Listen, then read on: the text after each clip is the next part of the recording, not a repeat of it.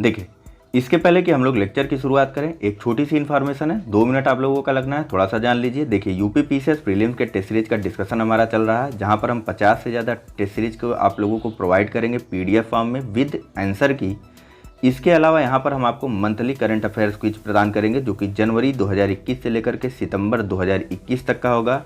और साथ ही साथ मंथली एडिटोरियल्स का संग्रह भी आपको प्रदान किया जाएगा, जो कि जनवरी 2021 से लेकर के सितंबर 2021 के मध्य तक का होगा। और साथ ही साथ सभी विषयों के लगभग 100 पेज के आपको नोट्स प्रोवाइड करवाए जाएंगे, जो कि करंट से रिलेटेड होगा। और लगभग 10 से 11 पेज के नोट्स आपको डेली, मतलब छोटे छोटे टुकड़ों में करके आपको वह नोट्स प्रोवाइड करवाए जा रहे हैं। ठीक है, इन सब के लिए जो फीस है वह मात्र 300 रुपये है। और इसके लिए आपको हमारे व्हाट्सएप नंबर 9044883929 पर हाय या हेलो लिख करके मैसेज करना होगा। तो फिलहाल चलिए चलते हैं सीधा लेक्चर की तरफ। नमस्कार दोस्तों, स्वागत है आप सभी का हमारे चैनल कैवल एकेडमी पर। देखिए, हमारा ये जीएस वर्ड के टेस्ट नंबर 2 का डिस्कशन चल रहा था, जो कि हमारे टेस्ट नंबर का टेस्ट संख्या 9 है। ठीक है, हमारे टेस्ट नंबर का मतलब, इसके पहले हमने जो है क्या नाम है पीसीएस मंत्रा के टेस्ट सीरीज को देखा है, ध्येय आईएएस के टेस्ट सीरीज को देखा है, दृष्टि के टेस्ट सीरीज को देखा है, अब नंबर लगा है जीएस वर्ड का। तो चलिए शुरुआत कर लेते हैं। क्योंकि इसके पहले इस टेस्ट सीरीज के हमने जो है 99 प्रश्नों को कंप्लीट कर लिया था। ये 100वां प्रश्न आप लोगों को करने के लिए दिया गया था, जहाँ पर पूछा गया था कि यूरोपीय कंपनियों की स्थापना के अनुसार उन्हें कालानुक्रम में व्यवस्थित कीजिए और नीचे दिए गए कूटों से सही उत्तर का चयन कीजिए। विकल्प था आपके पास, पहला डेन ईस्ट इंडिया कंपनी, दूसरा एस्तादो द इंडिया, तीसरा कंपनी देश इंद से ओरिएंटेलस, चौथा बेरिंग द ओस्ट इंडिसे कंपनी। कूट है ए 1 2 3 4, बी 4 3 2 1, सी 2 1 4 3 या डी 2 4 1 3। तो आपको बताना था इसका सही आंसर। जो इसका सही आंसर है वह है ऑप्शन नंबर डी 2 4 1 3। यानी कि सबसे पहले जिस कंपनी की स्थापना हुई थी वह हुई थी एस्तादो द इंडिया। यह कौन सी कंपनी थी बताइए? यह थी पुर्तगाली कंपनी। घटना चक्र वाली सीरीज में इन सारी चीज़ों के बारे में बात हुई है ना हमारी। तो पुर्तगीज कंपनी का नाम था एस्तादो द इंडिया, जिसकी स्थापना हुई थी वर्ष 1498 में। उसके बाद स्थापना हुई थी बेरिंग द ओस्ट इंडिसे कंपनी की, और यह कौन सी कंपनी थी? यह थी डच ईस्ट इंडिया कंपनी। और बेरिंग द ओस्ट इंडिसे कंपनी की स्थापना कब हुई थी? तो 1602 में हुई थी। इसके बाद स्थापना हुई थी किसकी बताइए? इसके बाद जो स्थापना हुई थी वह हुई थी डेन ईस्ट इंडिया कंपनी की वर्ष 1616 में। और सबसे अंत में जिस कंपनी की स्थापना हुई थी वह थी फ्रांसीसी कंपनी, जिसका नाम था कंपनी देश इंद से ओरिएंटेलस, और इसकी स्थापना हुई थी वर्ष 1664 में। बीच में एक और कंपनी की स्थापना हुई थी वर्ष 1600 में, जिसका नाम था बताइए क्या? The governor and company of merchants of trading into the east Indies. यानी कि जो अंग्रेजी ईस्ट इंडिया कंपनी थी उसकी स्थापना वर्ष 1600 में की गई थी। तो इस प्रकार से यह 100वां प्रश्न आप लोगों को करने के लिए दिया गया था। फिलहाल चलिए शुरू करते हैं आज के लेक्चर का पहला प्रश्न, जो कि है क्वेश्चन नंबर 101। और लाइक करते चलिएगा, शेयर करते चलिएगा अन्य मित्रों के साथ। साथ ही साथ चैनल को सब्सक्राइब नहीं किया है तो सब्सक्राइब कर लीजिएगा, मैं बोलना भूल ही जाता हूँ इसके बारे में हमेशा। फिलहाल जो क्वेश्चन नंबर 101 है वहाँ पूछा जा रहा है कि निम्नलिखित कथनों पर विचार कीजिए। पहला, भारत नौजवान सभा की स्थापना भगत सिंह ने की थी। दूसरा, हिंदुस्तान रिपब्लिक एसोसिएशन की स्थापना 1924 में कानपुर में सचिन सान्याल ने की। आपको बताना है कि उपरोक्त में से कौन सा कथन सत्य है। ऑप्शन है ए केवल एक, बी केवल दो, सी 1 और 2 दोनों, या डी न तो 1 और न ही 2। चलिए, इसका जो सही आंसर है वह है ऑप्शन नंबर सी, पहला और दूसरा 2 के दोनों ही कथन जो है वह सही हैं। भारत नौजवान सभा की स्थापना भगत सिंह के द्वारा की गई थी, तो वहीं हिंदुस्तान रिपब्लिक एसोसिएशन की स्थापना वर्ष 1924 में कानपुर में सचिन सान्याल के द्वारा की गई थी। और वहीं अगर बात करें हिंदुस्तान रिपब्लिक एसोसिएशन के आगे की, तो काकोरी कांड के बाद जो है हिंदुस्तान रिपब्लिक एसोसिएशन के विभिन्न क्रांतिकारियों को या तो गिरफ्तार कर लिया गया था, और कुछ क्रांतिकारियों को जो है वह फांसी की सज़ा भी दे दी गई थी। तो आगे चल करके यही हिंदुस्तान रिपब्लिक एसोसिएशन का पुनर्गठन किया गया HSRA, यानी कि हिंदुस्तान सोशलिस्ट रिपब्लिक एसोसिएशन के नाम से, दिल्ली के फिरोज शाह कोटला के मैदान में। वर्ष बताइए किस वर्ष? तो यह गठन किया गया था वर्ष 1928 में। ठीक है, 1928 में चंद्रशेखर आज़ाद के द्वारा दिल्ली के फिरोज शाह कोटला मैदान में HSRA का गठन किया गया था और इसका उद्देश्य बताया गया था समाजवादी गणतंत्र की स्थापना। ठीक, चलिए बात कर लेते हैं अपने अगले प्रश्न के बारे में, जहां पूछा जा रहा है कि एक तरफ पुस्तकें हैं और दूसरी तरफ उनके लेखक हैं। यह सभी क्रांतिकारी साहित्यों की पुस्तकें हैं। पहला है कि बम का दर्शन, भगवती चरण वोहरा। दूसरा पाथेर दाबी, योगेश चंद्र चटर्जी। तीसरा बंदी जीवन, सचिंद्र सान्याल। आपको बताना है कि उपर्युक्त में से कौन सा युग्म सही सुमेलित है। ए केवल एक, बी एक और दो दोनों, सी एक और तीन, या डी एक दो और तीन। चलिए, इसका जो सही आंसर है वह है ऑप्शन नंबर सी, बम का दर्शन भगवती चरण वोहरा के द्वारा लिखा गया था और बंदी जीवन सचिन सान्याल के द्वारा लिखा गया था। जबकि पाथेर दाबी जो है यह योगेश चंद्र चटर्जी नहीं, शरद चंद्र चटर्जी के द्वारा लिखी गई क्रांतिकारी साहित्य की एक पुस्तक थी। ठीक है, इन सभी के नाम ध्यान रखिएगा, प्रश्न आते हैं। वैसे आप लोगों की एक और शिकायत रहती है कि लगातार जो है क्या कहते हैं लेक्चर्स जो है वह बड़े बड़े बनते हैं। तो भैया मेरे हमने बहुत बड़ा टारगेट ले रखा है, 50 से ज़्यादा टेस्ट सीरीज करवाना है आपको प्रीलिम्स के पहले। तो जाहिर सी बात है जब बड़े बड़े लेक्चर बनेंगे उनमें ज़्यादा से ज़्यादा प्रश्नों को कवर किया जाएगा तब ना कंप्लीट हो पाएगा, वरना कहाँ कंप्लीट हो पाएगा। इसी प्रकार से घटना चक्र की सीरीज मैंने सोचा था डेली 50 से 60 पेज करवाऊँगा, 1 घंटे का कोई लेक्चर आ जाता है, उसी में आप लोगों की हालत ख़राब हो जाती है। ऐसे नहीं होगा ना, चीज़ों को कंप्लीट भी तो करना है समय रहते। फिलहाल थोड़ा थोड़ा आदत डालिए, थोड़ी थोड़ी चीज़ें जो है एडजस्ट करना शुरू कीजिए, तभी ना चीज़ों को कंप्लीट किया जा सकेगा। ठीक है, तो फिलहाल अगला प्रश्न देखते हैं। यहाँ पूछा जा रहा है कि निम्नलिखित में से कौन भारतीय स्वतंत्रता लीग यानी कि इंडियन इंडिपेंडेंस लीग की स्थापना से जुड़ा था, जिसका उद्देश्य भारत की पूर्ण स्वतंत्रता की मांग था। ए जवाहरलाल नेहरू व राजेंद्र प्रसाद, बी सुभाष चंद्र बोस व राजेंद्र प्रसाद, सी वल्लभ भाई पटेल व जवाहरलाल नेहरू, या डी जवाहरलाल नेहरू व सुभाष चंद्र बोस। चलिए, इसका जो सही आंसर है वह है option number D, Jawaharlal Nehru और सुभाष चंद्र बोस के द्वारा जो है वर्ष 1928 में इंडियन इंडिपेंडेंस लीग या भारतीय स्वतंत्रता लीग की स्थापना की गई थी, कांग्रेस के अंदर ही पूर्ण स्वराज की मांग को प्रभावी बनाने के लिए। ठीक है, आगे चल करके आप सभी को पता है कि कांग्रेस का जब लाहौर अधिवेशन हुआ था तो उसमें जब नेहरू जी के द्वारा उसका नेतृत्व किया जा रहा था और वहीं पर जो है कांग्रेस ने अपने प्रस्ताव में पूर्ण स्वराज की मांग को स्वीकार कर लिया था। ठीक है, फिलहाल अगला प्रश्न देखते हैं। यहाँ पूछा जा रहा है कि निम्नलिखित में से कौन सा सत्याग्रह सविनय अवज्ञा आंदोलन का भाग था। पहला वायकोम सत्याग्रह, दूसरा लाल कुर्ती आंदोलन, तीसरा धरसना मार्च। कूट का प्रयोग करते हुए आपको सही उत्तर देना है। ऑप्शन है ए 1 और 2, बी 2 और 3, सी केवल 2, या डी 1 2 और 3।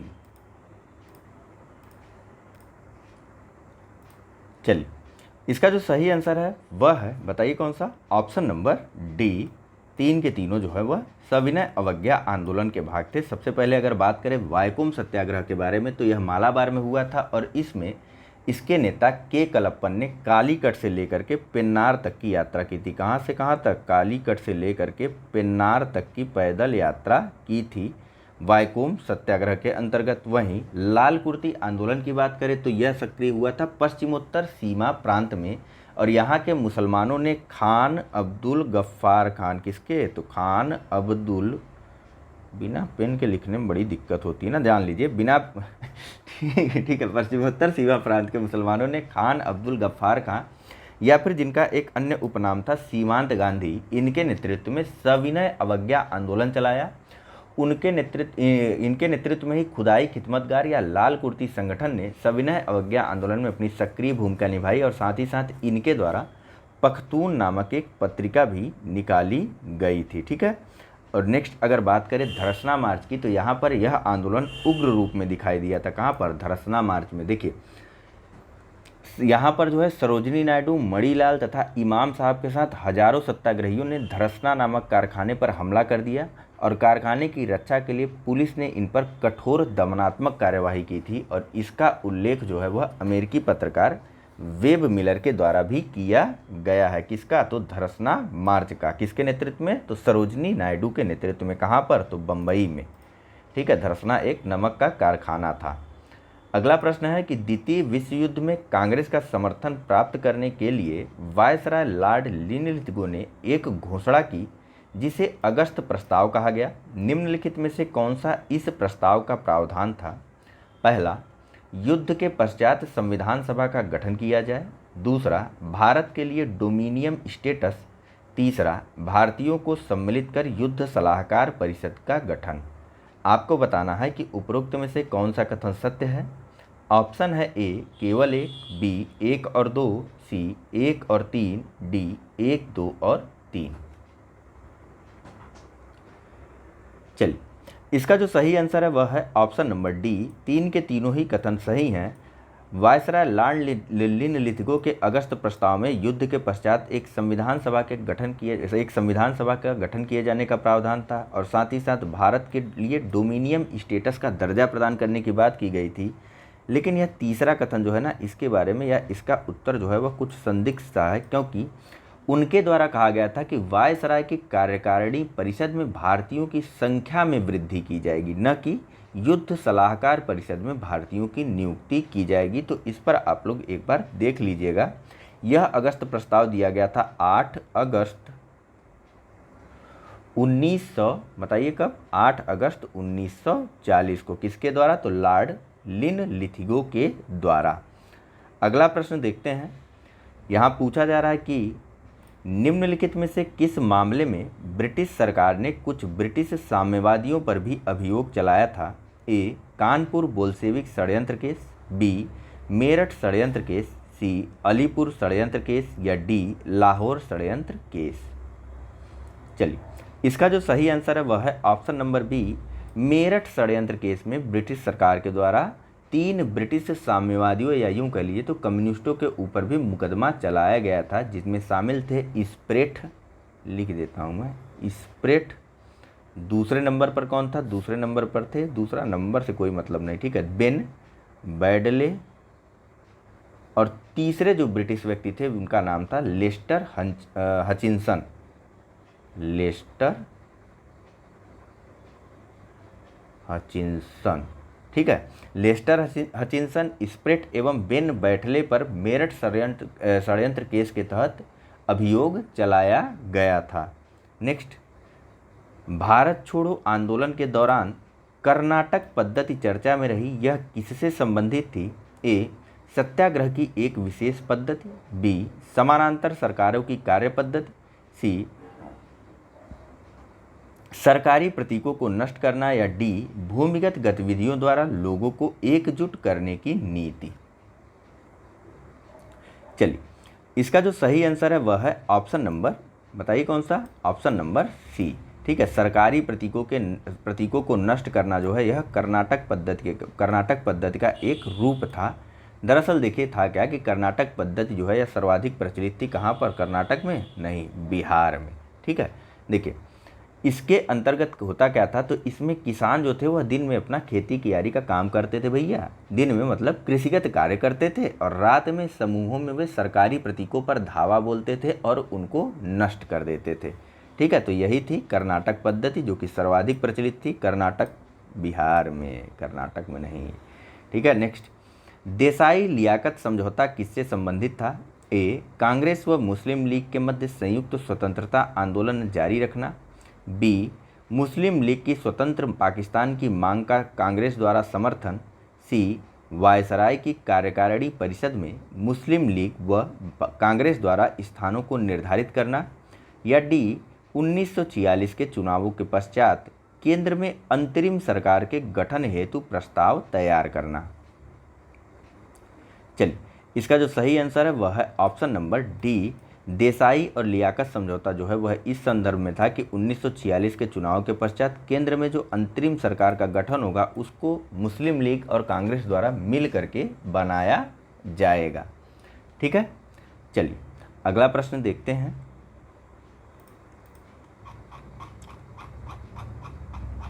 क्या है, बड़ी देर से पहुंचे अगले प्रश्न पर ना। यहाँ पूछा जा रहा है कि निम्नलिखित में से किस अधिनियम द्वारा भारत में दास प्रथा को समाप्त किया गया?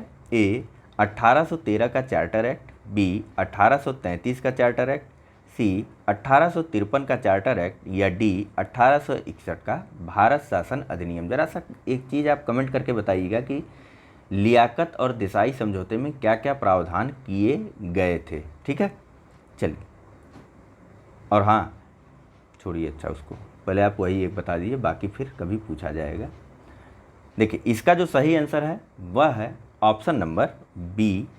चार्टर एक्ट 1833 के माध्यम से भारत में दास प्रथा को समाप्त करने की बात कही गई थी और आगे चल करके वर्ष 1843 तक भारत से दास प्रथा का उन्मूलन कर दिया गया था। ठीक, नेक्स्ट, कौन उस समय गवर्नर था? चलिए एक बार में एक ही कमेंट कीजिए आप। यहाँ पूछा जा रहा है कि एलन बैरो था। ठीक है, निम्नलिखित में से कौन से आयोग भारत में सिविल सेवा सुधारों से संबंधित थे? पहला एचिसन आयोग, दूसरा रिचर्ड स्ट्रेची आयोग, तीसरा निकोलसन आयोग और चौथा ली आयोग। नीचे दिए कूट का प्रयोग करते हुए आपको सही उत्तर देना है। ऑप्शन है ए 1, 2 और 3, बी 1, 2 और 4, सी 1 और 4 या डी 1, 2, 3 और 4। चलिए, इसका जो सही आंसर है वह है ऑप्शन नंबर सी, एचिसन आयोग और ली आयोग। यह दोनों जो है भारत में सिविल सेवा सुधारों से संबंधित थे। एचिसन आयोग का गठन किया गया था 1886 में, तो ली आयोग का गठन किया गया था वर्ष 1924 में। दोनों को आप ध्यान में रखिएगा। अगला प्रश्न है कि वायसराय को आपातकालीन परिस्थितियों में अध्यादेश जारी करने का अधिकार निम्नलिखित में से किस अधिनियम द्वारा प्रदान किया गया? ए भारत शासन अधिनियम 1858, बी भारत शासन अधिनियम 1861, सी भारत शासन अधिनियम 1892 या डी भारत शासन अधिनियम 1909।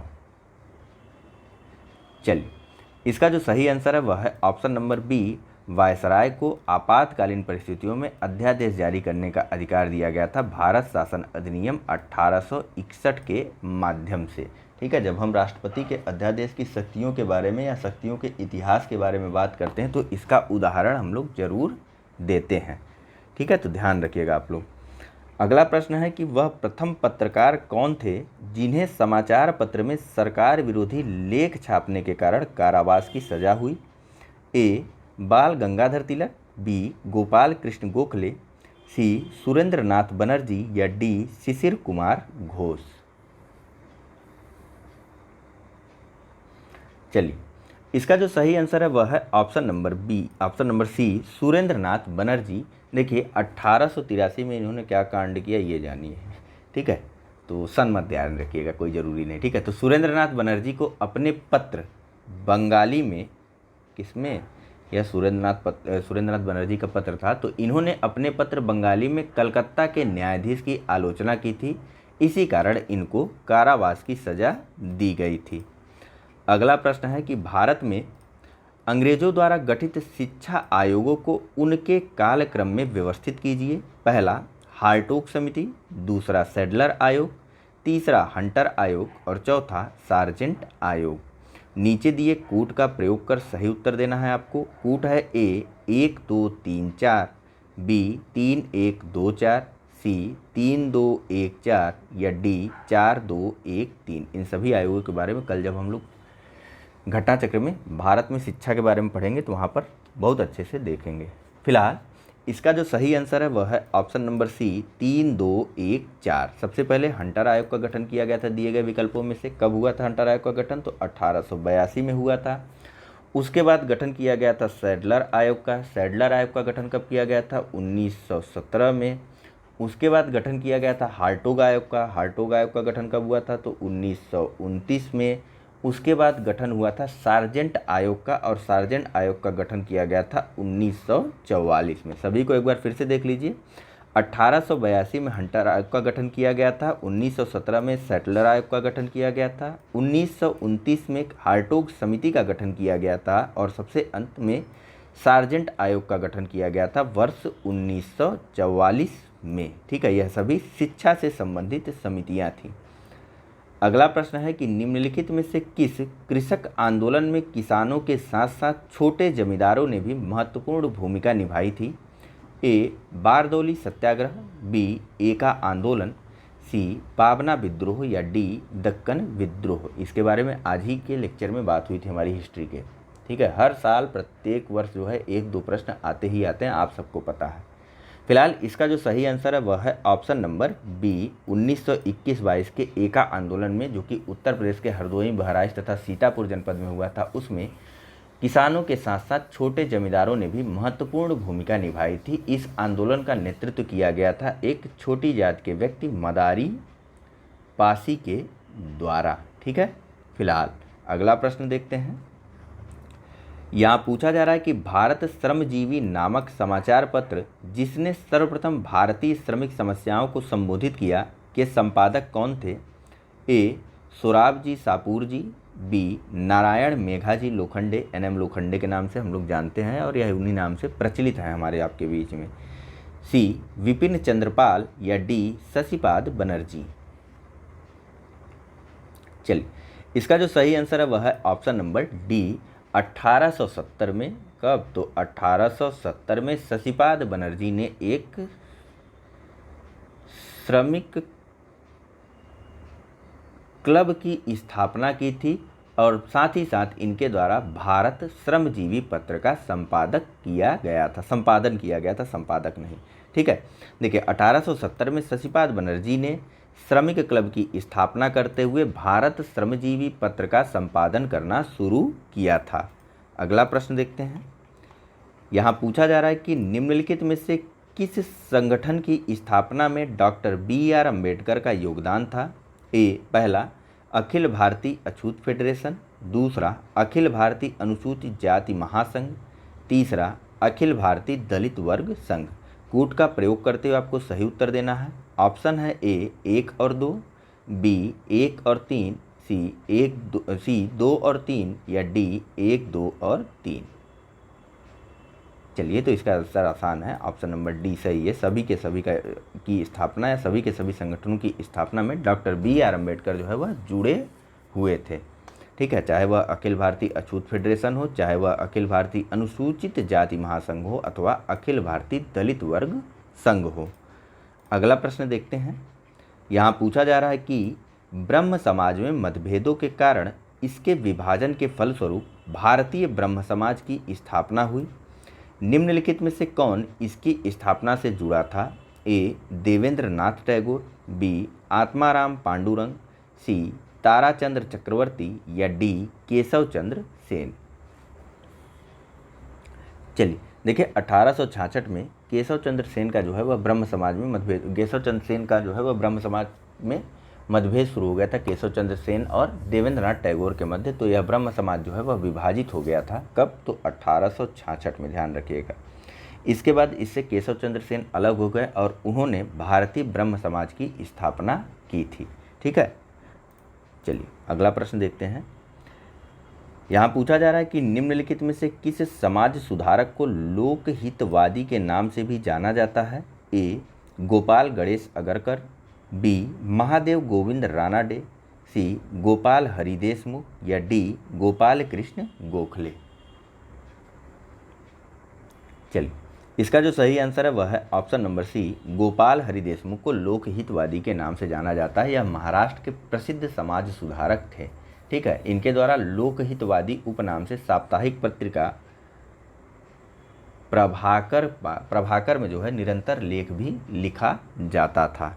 ठीक है, अगला प्रश्न देखते हैं। यहाँ पूछा जा रहा है कि 1915 में जर्मनी विदेश मंत्रालय के सहयोग से जिम्मरमैन योजना, नाम ध्यान रखिएगा। ठीक है, 1915 में जर्मन विदेश मंत्रालय के सहयोग से जिम्मरमैन योजना के तहत Berlin committee for Indian independence की स्थापना हुई। निम्नलिखित में से कौन व्यक्ति इससे जुड़े हुए थे? पहला, वीरेंद्रनाथ चट्टोपाध्याय, दूसरा लाला हरदयाल और तीसरा भूपेंद्र नाथ दत्त। कूट है आपके पास वही सेम, 1 2 2 3 3 4 सभी। ठीक है, ऑप्शन है ए 1 और 2, बी 1 और 3, सी 2 और 3 या डी 1 2 3। चूँकि इधर उधर है तो आपको बता दूं कि यह 3 के तीनों व्यक्ति जो है वह जुड़े हुए थे, किससे बताइए? Berlin committee for Indian independence league से। इसका उद्देश्य था विदेशों में रह करके ब्रिटिश शासन के विरुद्ध अप्रवासी भारतीयों को संगठित कर क्रांतिकारी गतिविधियों को संचालित करना। अगला प्रश्न कथन और कारण के रूप में है, जिसमें कथन ए है कि पुर्तगालियों ने 1510 ईस्वी में बीजापुर से गोवा छीनकर मालाबार व्यापार पर नियंत्रण और दक्षिण राजाओं की नीतियों का निरीक्षण करने में सफलता प्राप्त की। कारण आर बताया जा रहा है कि अलबुकर्क ने हिंदू महिलाओं के साथ विवाह की नीति अपनाई। कूट है ए और आर दोनों सही हैं और आर ए की सही व्याख्या करता है। बी, ए और आर दोनों सही हैं किंतु आर ए की सही व्याख्या नहीं करता है।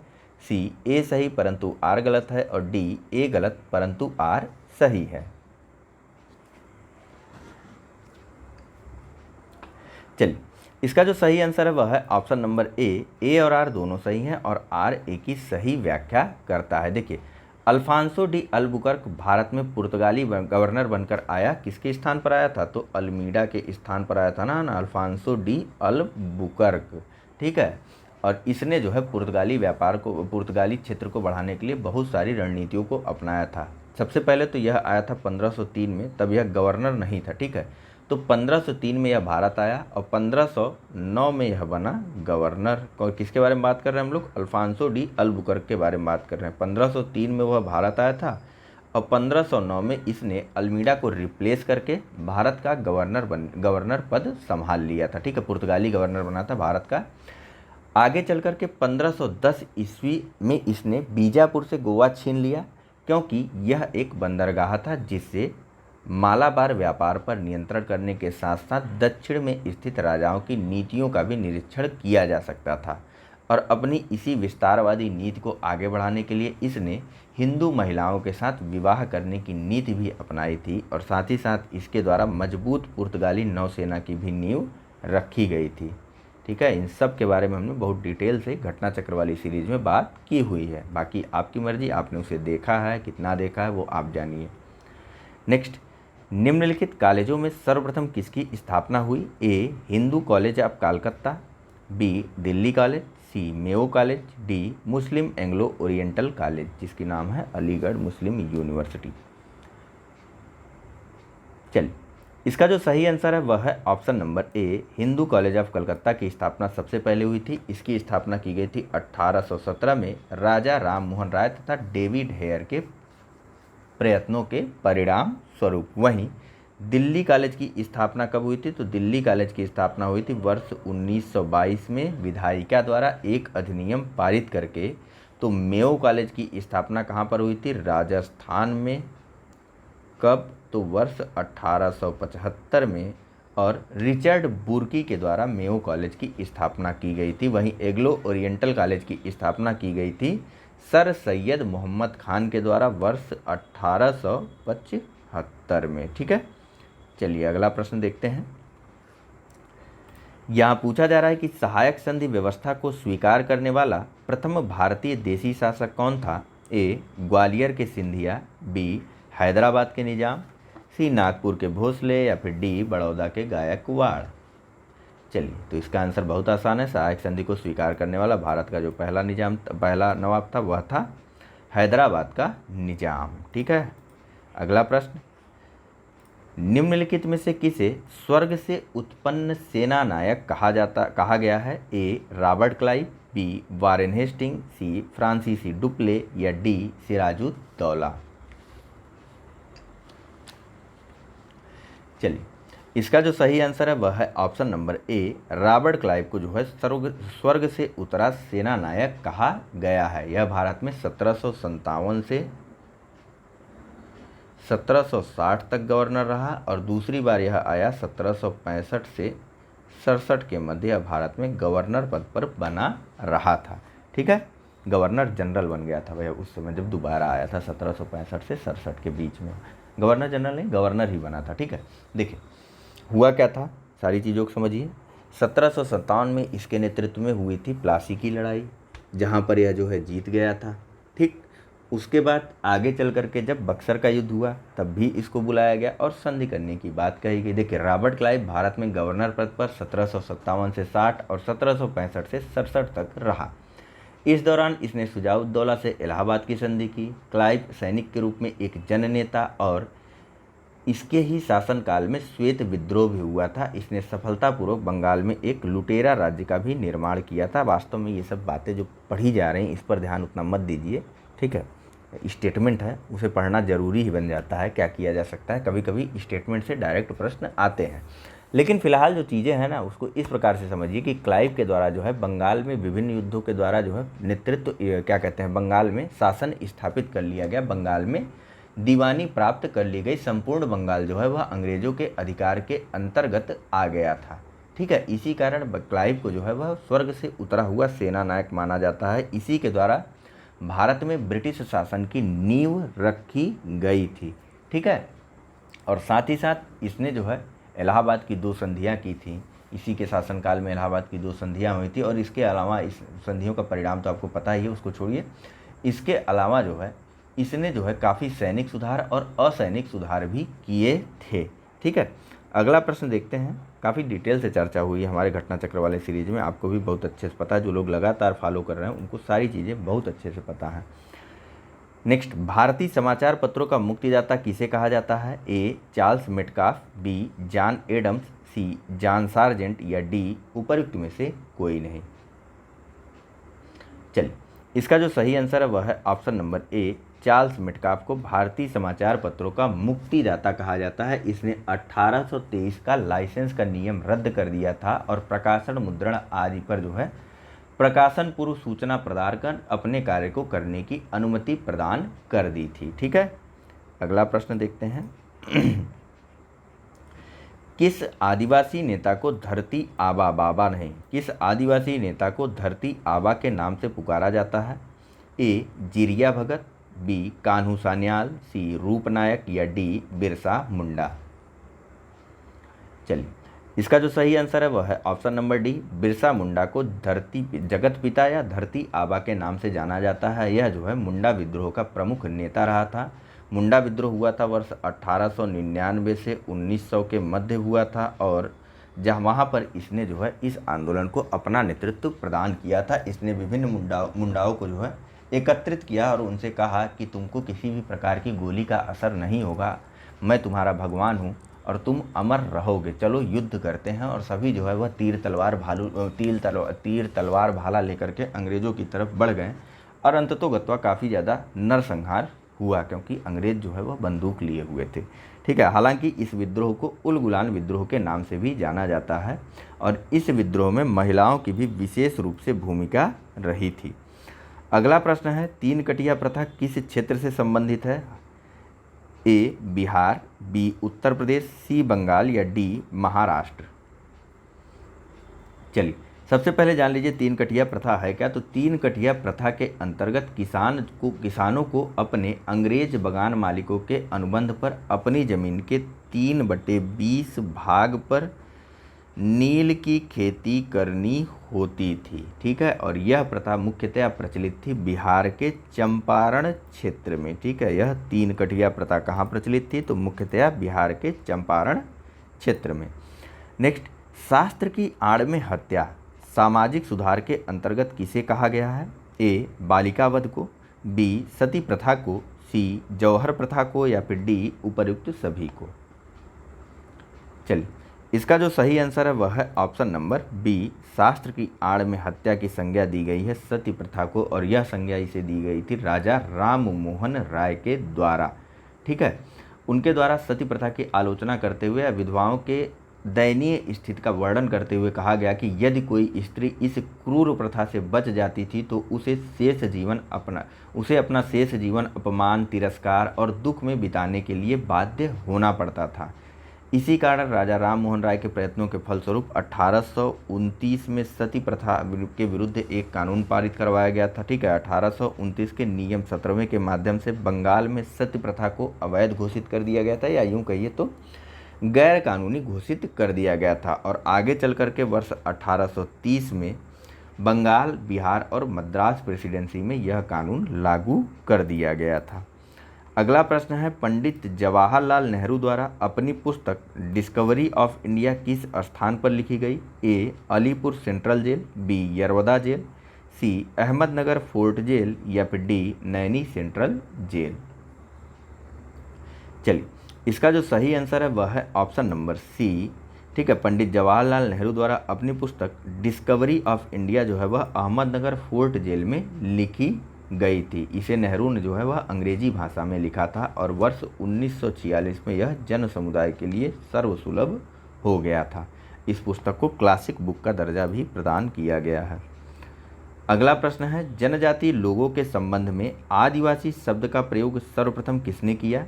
ए. महात्मा गांधी, बी. ठक्कर बापा, सी. ज्योतिबा फूले या फिर डी. B.R. अम्बेडकर।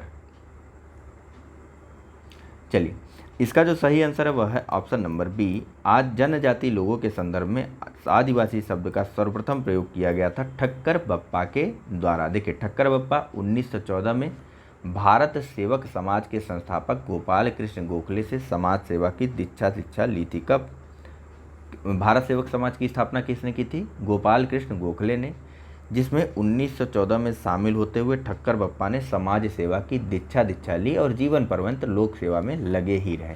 ठीक है, और आगे चल करके गांधी जी की प्रेरणा से ये अस्पृश्यता निवारण संघ के हरिजन सेवक संघ के महासचिव बने थे और गांधी जी के साथ इन्होंने देश का भ्रमण भी किया था। जब गांधी जी जो है वह पूरे देश का भ्रमण कर रहे थे हरिजनों की स्थिति पर या हरिजनों की स्थिति का अवलोकन करने के लिए, ठीक है, या उनकी जानकारी प्रदान करने के लिए भैया देश में उनकी किस प्रकार से स्थिति है।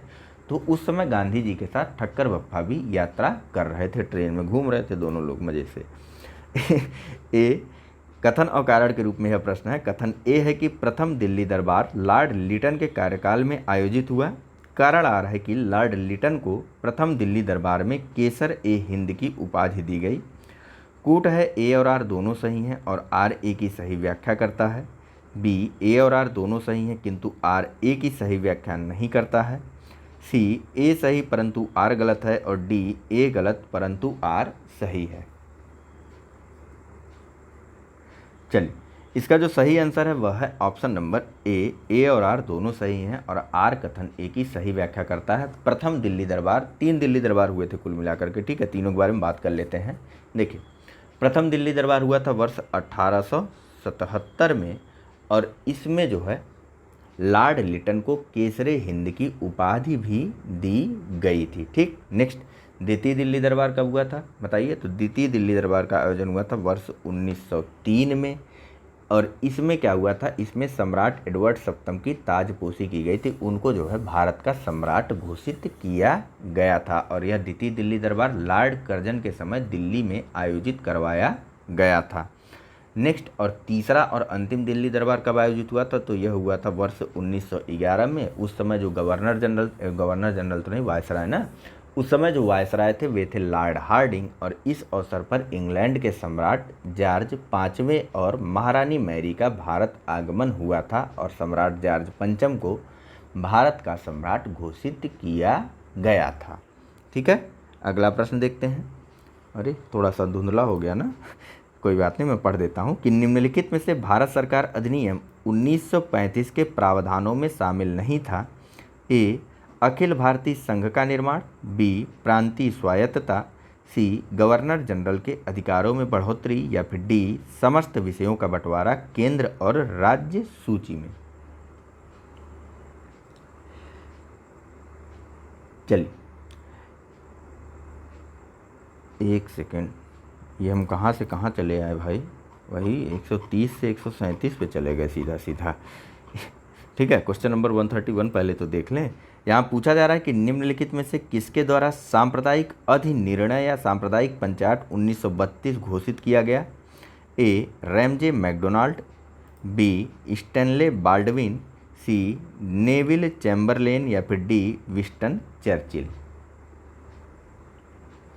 चलिए देखिए, इसका जो सही आंसर है वह है option number A. Ramsay MacDonald के द्वारा जो है सांप्रदायिक अधिनिर्णय 1932 या सांप्रदायिक पंचायत 1932 की घोषणा की गई थी, जिसके अंतर्गत जो है क्या बोलेंगे उनको, जिसके अंतर्गत जो है अस्पृश्य क्या कहते हैं, निचली जाति के लोगों को भी पृथक निर्वाचन का अधिकार दे दिया गया था, दलितों को भी पृथक निर्वाचन का अधिकार प्रदान कर दिया गया था। देखिए, द्वितीय गोलमेज सम्मेलन में विभिन्न संप्रदाय एवं दलित वर्गों के लिए पृथक निर्वाचन मंडल के विषय में कोई भी सहमति नहीं बन पाई। तो अब इस समस्या को सुलझाने के लिए ब्रिटिश प्रधानमंत्री रैमजे मैकडोनाल्ड को प्राधिकृत किया गया और इन्होंने 16 जुलाई 1932 को इस सांप्रदायिक अधिनिर्णय की घोषणा की, जिसके अंतर्गत दलितों को पृथक निर्वाचन का अधिकार प्रदान कर दिया गया था। हालांकि बाद में यह वापस लेना पड़ा इनको।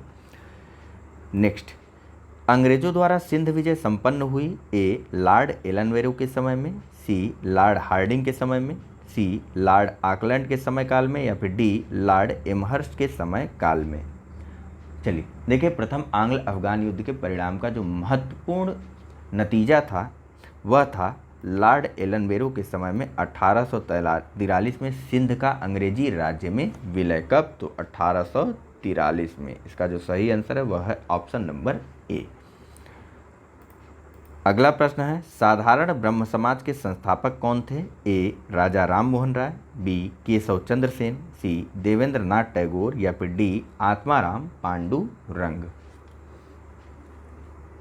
चलिए, इसका जो सही आंसर है वह है option number B, Keshav Chandra Sen जो है वह साधारण ब्रह्म समाज के संस्थापक थे। भारतीय ब्रह्म समाज के भी यही थे। देखिए, हुआ क्या था ना कि 1858 में केशव चंद्र सेन द्वारा ब्रह्म समाज की सदस्यता ग्रहण की गई और इन्हें तुरंत उसका आचार्य भी नियुक्त कर दिया गया था। लेकिन आगे चल कर के 1866 में जब देवेंद्र नाथ टैगोर से और इनके बीच वैचारिक मतभेद शुरू हो गए थे, तो इन्होंने इनसे अलग होकर के भारतीय ब्रह्म समाज की स्थापना कर दी थी। किसकी? भारतीय ब्रह्म समाज की स्थापना की केशव चंद्र सेन ने, और देवेंद्र नाथ टैगोर के हिस्से जो ब्रह्म समाज का हिस्सा रहा उसको आदि ब्रह्म समाज कहा गया।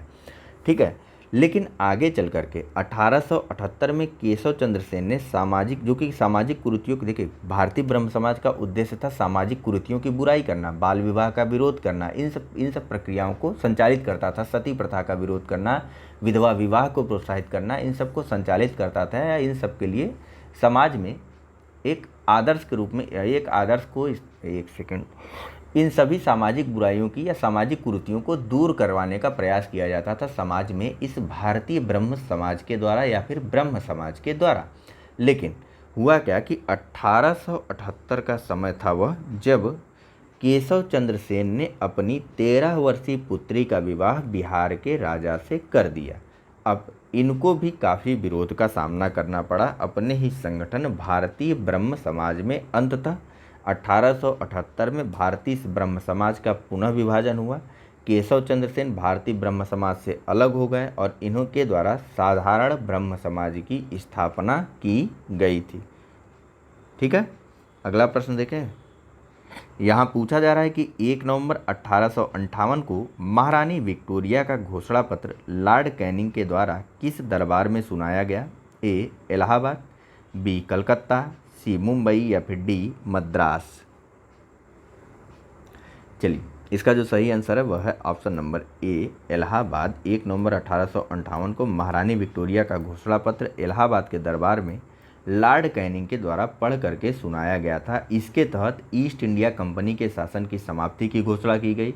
ताज के अंतर्गत और साथ ही साथ भारतीय सीमाओं को, क्या कहते हैं, ईस्ट इंडिया कंपनी के अंतर्गत आने वाले भारतीय क्षेत्र को जो है वह ब्रिटिश सम्राट के या महारानी के राज्य क्षेत्र के अंतर्गत निर्दिष्ट किया गया था। और साथ ही साथ जो है सीमा विस्तार पर या फिर यूँ कह लीजिए तो राज्य के विस्तार पर रोक लगा दी गई और स्थानीय राजाओं को यह विश्वास दिलवाया गया कि उनका अधिकार, उनका सम्मान जो है वह पड़ोसी राज्यों के समान किया जाएगा, मतलब उनको बराबरी का दर्जा दिया जाएगा और उनके साम्राज्य पर किसी भी प्रकार का अतिक्रमण नहीं किया जाएगा।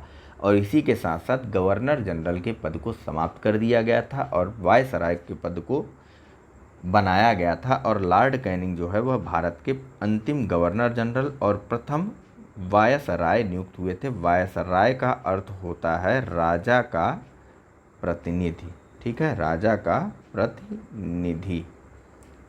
चलिए बात करते हैं अगले प्रश्न के बारे में। यहाँ पूछा जा रहा है कि हम भारत को आज़ाद करेंगे या आज़ादी के प्रयास में दिवंगत होंगे, यह कथन किससे संबंधित है? ए. असहयोग आंदोलन, बी. सविनय अवज्ञा आंदोलन, सी. वैयक्तिक आंदोलन या फिर डी. भारत छोड़ो आंदोलन।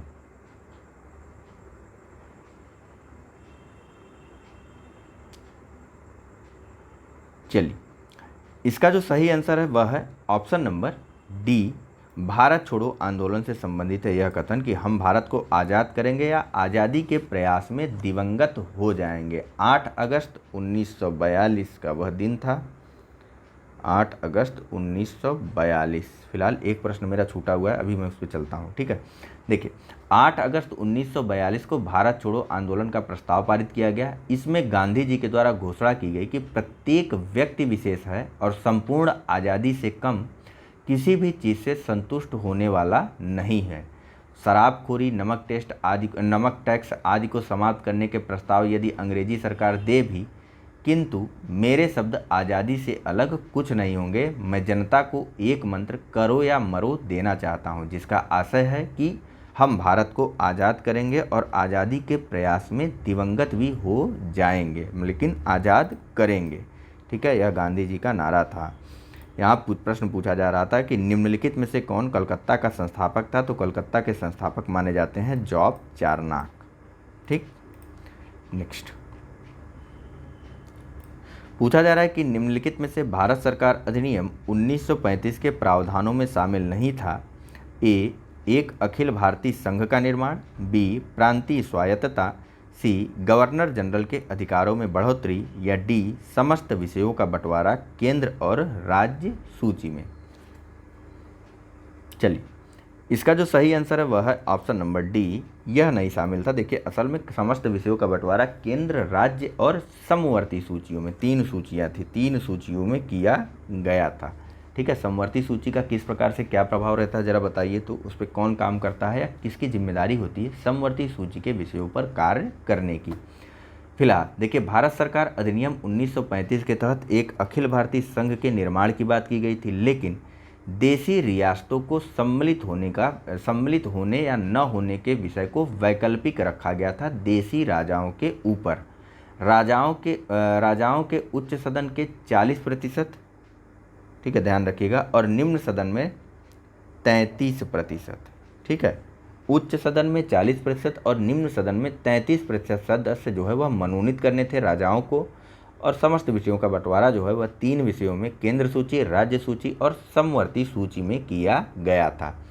संघीय सभा के सदस्य मंत्रियों के विरुद्ध अविश्वास प्रस्ताव ला सकते थे, लेकिन राज्य परिषद में अविश्वास प्रस्ताव नहीं ला सकते थे। वे ला सकते थे 33 है, 30 नहीं, ठीक है, वे ला सकते थे निम्न सदन में अविश्वास प्रस्ताव। यह सभी व्यवस्था जो है वह भारत शासन अधिनियम 1935 में की गई थी। अगला प्रश्न है कि 1923 में स्वराज पार्टी की स्थापना कहाँ की गई? ए. ग्वालियर, बी. इलाहाबाद, सी. लखनऊ या फिर डी. गोरखपुर। चलिए इसका जो सही आंसर है वह है ऑप्शन नंबर बी, 1923 में स्वराज पार्टी की स्थापना जो है वह इलाहाबाद में की गई थी। दरअसल ये जो है रुष्ट हो गए थे गांधी जी से, क्योंकि इन गांधी जी के द्वारा असहयोग आंदोलन की असमय वापसी ले ली गई, और उस समय जब वह असहयोग आंदोलन एकदम चरम स्थिति पर था, ऐसा लग ही रहा था कि देश जो है वह आज़ाद हो जाएगा, लेकिन गांधी जी ने तत्काल असहयोग आंदोलन वापस ले लिया। तो नाराज होकर के 1923 में C.R. दास यानी कि चित्तरंजन दास और मोतीलाल नेहरू ने इलाहाबाद में स्वराज पार्टी की स्थापना की। इसमें विट्ठल भाई पटेल, मालवीय जी और M.R. जयकर भी शामिल हो गए। स्वराज पार्टी ने 1923 के विधान परिषद चुनाव में भाग लिया। 1925 में जब चित्तरंजन दास की मृत्यु हो गई तो उसके पश्चात मालवीय जी ने लाला लाजपत राय के साथ मिलकर के स्वतंत्र कांग्रेस पार्टी की स्थापना की थी। किसकी? स्वतंत्र कांग्रेस पार्टी की स्थापना की थी। किसने? तो मालवीय जी ने और लाला लाजपत राय ने मिल करके। नेक्स्ट, उत्तर प्रदेश किसान सभा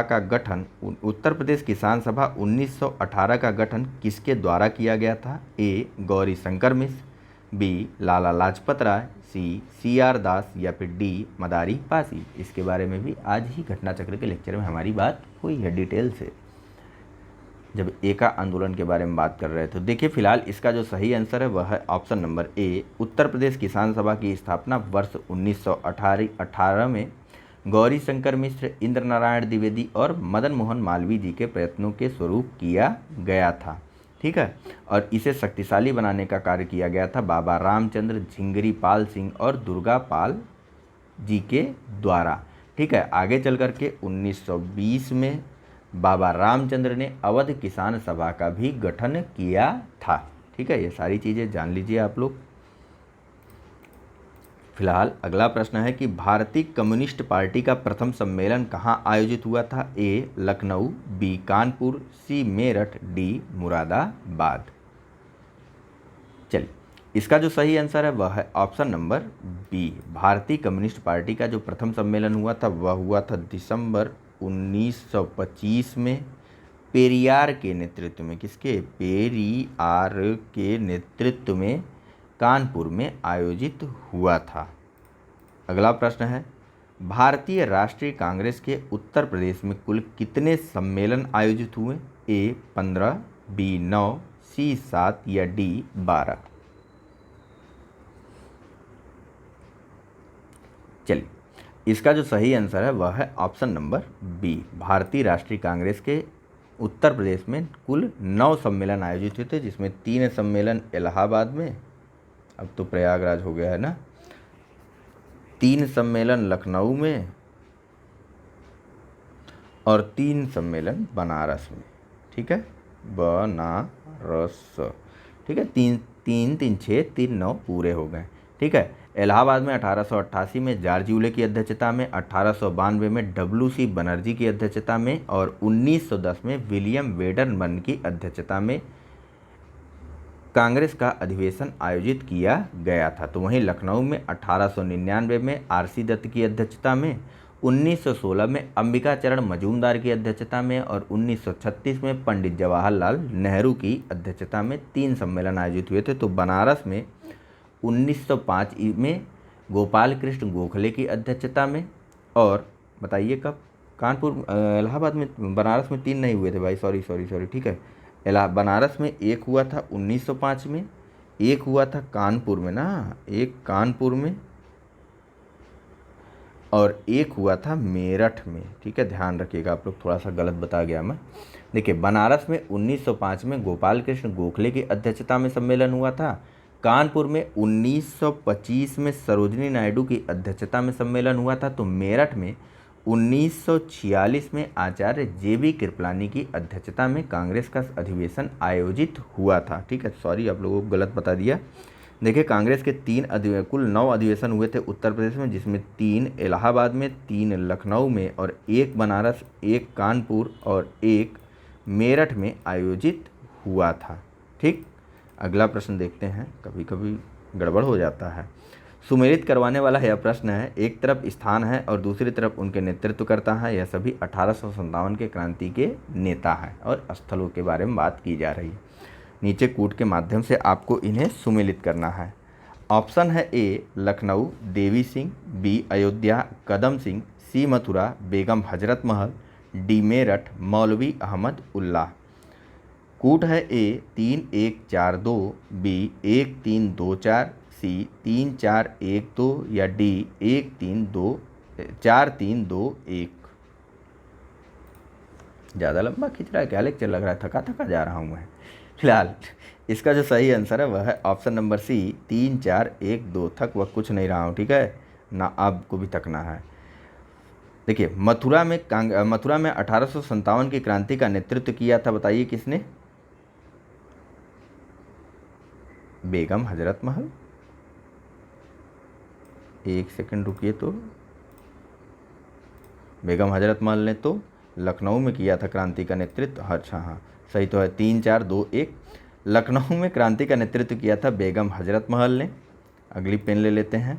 अयोध्या में क्रांति का नेतृत्व किया गया था 1857 की मौलवी अहमद उल्लाह के द्वारा, और मथुरा में क्रांति का नेतृत्व किया गया था देवी सिंह के द्वारा। तो सबसे अंत में मेरठ में 1857 की क्रांति का नेतृत्व किया गया था कदम सिंह के द्वारा। फिर से एक बार बता देता हूँ मैं, देखिए लखनऊ में 1857 की क्रांति का नेतृत्व बेगम हजरत महल ने किया था। अयोध्या में 1857 की क्रांति का नेतृत्व मौलवी अहमदुल्ला ने किया था।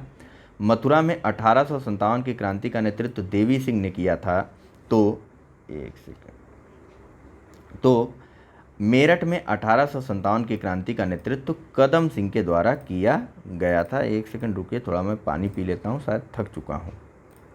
चलिए, थोड़ा सा रिलैक्स होना पड़ता है, 1 घंटे लगातार चल रहा है। देखिए उत्तर प्रदेश में द्वितीय, आप लोग आराम से देख रहे हैं, रुक जा रहे हैं, देख रहे होंगे, रुक जा रहे होंगे, है कि नहीं? मन किया देखा देखा, नहीं मन किया थक के चले गए, कौन सी मूवी चल रही है। तो फिलहाल छोड़िए, देखिए यहाँ पूछा जा रहा है कि उत्तर प्रदेश में द्वितीय किसान आंदोलन का नेतृत्वकर्ता कौन था? ए मौलाना हसरत मोहानी, बी धरती आबा, सी बाबा रामचंद्र या फिर डी जवाहरलाल नेहरू। चलिए, इसका जो सही आंसर है वह है option number D. Uttar Pradesh में द्वितीय किसान आंदोलन के जो नेतृत्वकर्ता थे वह थे पंडित जवाहरलाल नेहरू। इनके द्वारा इलाहाबाद में करबंदी आंदोलन का भी नेतृत्व किया गया था। किस आंदोलन का? करबंदी आंदोलन का नेतृत्व किया गया था। ठीक है, कभी लाइफ में आपसे इसका समयकाल नहीं पूछेगा, तो शांति से बैठे रहिए और सही प्रश्न याद रखिए। नेक्स्ट, भारतीय राष्ट्रीय कांग्रेस लाइफ का मतलब मैं ये गारंटी नहीं ले रहा हूँ, ठीक है। भारतीय राष्ट्रीय कांग्रेस अधिवेशन जो पहली बार किसी गांव में आयोजित किया गया? ए बेलगांव 1924, बी हरिपुरा 1938, सी फैजपुर 1936 या डी रामगढ़ 1940। चलिए, इसका जो सही आंसर है वह है ऑप्शन नंबर सी, फैजपुर 1936 में भारतीय राष्ट्रीय कांग्रेस का अधिवेशन पहली बार गांव में आयोजित किया गया था। दरअसल 1936 में लखनऊ और फैजपुर में जवाहरलाल नेहरू की अध्यक्षता में कांग्रेस का वार्षिक अधिवेशन संपन्न हुआ, जिसमें फैजपुर में होने वाला अधिवेशन गांव में आयोजित कांग्रेस का प्रथम अधिवेशन था। इसके अंतर्गत 13 सूत्रीय अस्थायी कृषि कार्यक्रमों की घोषणा की गई और साथ ही साथ संविधान सभा के गठन की मांग उठाई गई थी। ठीक है, अगला प्रश्न देखते हैं। यहाँ पूछा जा रहा है कि 1929 में नागपुर में संपन्न all India trade union Congress AITUC, ठीक है मैं यही बोलूँगा, तो 1929 में नागपुर में संपन्न AITUC की अध्यक्षता किसने की? ए जवाहरलाल नेहरू, बी आचार्य नरेंद्र देव, सी सुभाष चंद्र बोस या फिर डी यूसुफ मेहर अली। चलिए, इसका जो सही आंसर है वह है ऑप्शन नंबर ए, जवाहरलाल नेहरू ने 1929 में नागपुर में संपन्न all India trade union Congress यानी कि AITUC की अध्यक्षता की थी। इसमें नेहरू रिपोर्ट की आलोचना की गई थी और इसी नागपुर अधिवेशन में साम्यवादियों और सुधारवादियों में मतभेद जो है वह पूरी तरीके से स्पष्ट हो चुके थे। अंततोगत्वा NM जोशी और VV गिरी के नेतृत्व में इसका AITUC का विभाजन हो गया और NM जोशी यानी कि नारायण मेघाजी जोशी और VV गिरी के नेतृत्व में इंडियन ट्रेड यूनियन फेडरेशन की स्थापना हुई थी। इंडियन ट्रेड यूनियन फेडरेशन की स्थापना की गई थी NM जोशी और VV गिरी के नेतृत्व में। ठीक है, चलिए, NM जोशी का पूरा नाम बताइए। तो महात्मा गांधी का प्रथम, मैंने गलत बता दिया, ठीक है, महात्मा गांधी का प्रथम आमरण अनशन कब प्रारंभ हुआ? ए कम्युनल अवार्ड के समय, बी कलकत्ता के दंगों के समय, सी जलियांवाला बाग दुर्घटना के समय या फिर डी दिल्ली के दंगों के समय। जो भी प्रश्न आपसे पूछे जाते हैं आप कमेंट करेंगे तो आपको उसका सही जवाब 10 से 15 मिनट के अंदर मिल जाएगा। ठीक है, तो ध्यान रखिएगा, आप लोग कमेंट करके अपना जवाब दीजिए। जवाब सही होगा तो लाइक मिलेगा, जवाब गलत होगा तो सही जवाब मिल जाएगा। ठीक है, फिलहाल इस प्रश्न का जो सही आंसर है वह है ऑप्शन नंबर ए, कम्युनल अवार्ड के समय महात्मा गांधी जी के द्वारा प्रथम आमरण अनशन किया गया था। देखिए, गांधी जी ने अपना पहला आमरण अनशन 20 सितंबर 1932 को यरवदा जेल में रहते हुए किया था, वहीं पर जहां पर संजय दत्त बंद था। ठीक है, यरवदा जेल में रहते हुए गांधी जी ने अपना पहला आमरण अनशन किया था और इसमें विरोध किया गया था उनके द्वारा ब्रिटिश प्रधानमंत्री रैमजे मैकडोनाल्ड के सांप्रदायिक अधिनिर्णय का। आगे चल कर के अम्बेडकर और गांधी जी के अनुयायियों के बीच पूना समझौता हुआ, जिसके अंतर्गत जो है यह पृथक निर्वाचन वापस ले लिया गया था, या पृथक निर्वाचन को वापस ले लेने की बात को स्वीकार कर लिया गया था अम्बेडकर जी के द्वारा, और अंततोगत्वा गांधी जी का आमरण अनशन समाप्त हो गया था। अगला प्रश्न है कि निम्नलिखित में से विदेशी शासन के खिलाफ जिहाद का नारा देने के उद्देश्य से 1866 में इस्लामी मदरसे की स्थापना किसके द्वारा की गई? ए. सैयद अहमद खान, बी. चित्तरंजन दास, सी. मोहम्मद कासिम ननौतवी, या फिर डी. गोपाल कृष्ण गोखले। चलिए, इसका जो सही आंसर है वह है option number C, Mohammad Qasim Nanautavi और रशीद अहमद गगोही के द्वारा उत्तर प्रदेश के देवबंद में देवबंद मदरसे की स्थापना की गई थी वर्ष 1866 में। इस देवबंद मदरसे ने जो है विदेशी शासन के खिलाफ जिहाद का नारा दिया था, ध्यान रखिएगा। अगला प्रश्न है कि श्रीमद् भागवत गीता, इसको छोड़ दीजिए, बस इतना देखिए कि गीता रहस्य के लेखक कौन थे? ए. अरविंद घोष, बी. बाल गंगाधर तिलक, सी. गोपाल कृष्ण गोखले, या डी. मोहनदास करमचंद गांधी। देखिए, अगर जल्दी नहीं चला जाएगा जल्दी तो 50 प्रश्न हैं, आराम से 2 घंटे कवर किए जा सकते हैं। ठीक है, इसलिए थोड़ा शॉर्टकट में बातचीत हो रही, थोड़ा शॉर्टकट में आपको समझाया जा रहा है, बाकी आप लोग बेसिक बुक पढ़ते रहिए। फिलहाल इसका जो सही आंसर है वह है ऑप्शन नंबर बी, बाल गंगाधर तिलक के द्वारा गीता रहस्य को लिखा गया था। अगला प्रश्न है, दलितों को हरिजन नाम से सर्वप्रथम संबोधित किया? ए. गांधी जी ने, पहला। दूसरा, B.R. अम्बेडकर ने। कूट है ए. केवल एक, बी. केवल दो, सी. एक और दो दोनों, या डी. उपयुक्त में से कोई नहीं। पता नहीं इस प्रकार यह प्रश्न क्यों दे दिया, बोलेगा तो कोई एक ही ना पहले, या तो एक या तो दो, दोनों साथ साथ थोड़ी ना बोल देंगे, उसमें भी एक जन पहले कुछ सेकंड बोल देंगे। ठीक है, तो फिलहाल इसका जो सही आंसर है वह है ऑप्शन नंबर ए, दलितों को सर्वप्रथम जो है हरिजन यानी हरि के लोगों का नाम से संबोधित किया गया था महात्मा गांधी जी के द्वारा। यह 2 बार जो है दलितों के उत्थान या दलितों के महत्व को बताने के लिए आमरण अनशन पर भी बैठे थे। और फिलहाल इस टेस्ट का सबसे अंतिम प्रश्न कि हरिपुरा अधिवेशन 1938 से संबंधित कथनों में से कौन सा कथन असत्य है? ए. सुभाष चंद्र बोस ने अधिवेशन की अध्यक्षता की, बी. इसमें गांधी जी के सत्याग्रह की तकनीकों को अपनाया गया, सी. गांधी जी हरिजनों के उत्थान के कारण इसमें भागीदारी नहीं कर पाए, या डी. इसमें औद्योगिकरण नीति पर आधारित राष्ट्रीय नियोजन समिति का गठन किया गया। चलिए, इसका जो सही आंसर है वह है ऑप्शन नंबर बी, यह कथन गलत है कि कांग्रेस के हरिपुरा अधिवेशन में गांधी जी की सत्याग्रह के तकनीकों को अपनाया गया था। देखिए, 1938 तक जवाहरलाल नेहरू और सुभाष चंद्र बोस जो है कांग्रेस के प्रमुख प्रवक्ताओं के तौर पर उभर चुके थे। कांग्रेस विचारधारा जो है वह परंपरावादी और परिवर्तनवादी में विभाजित हो चुकी थी। गांधी जी जो है वह अब सक्रिय आंदोलन से अलग हो चुके थे, वे हरिजनों के उत्थान हेतु या उनके उन्नयन हेतु जो है प्रयास कर रहे थे। और इस हरिपुरा अधिवेशन की अध्यक्षता सुभाष चंद्र बोस के द्वारा की गई थी और इसमें औद्योगिकरण नीति पर आधारित राष्ट्रीय नियोजन समिति या नेशनल प्लानिंग कमीशन का गठन किया गया था। ठीक है, तो फिलहाल यह टेस्ट समाप्त होता है। Thank you very much for discussion. Channel को लाइक, सब्सक्राइब और शेयर करना मत भूलिएगा। चलिए, धन्यवाद।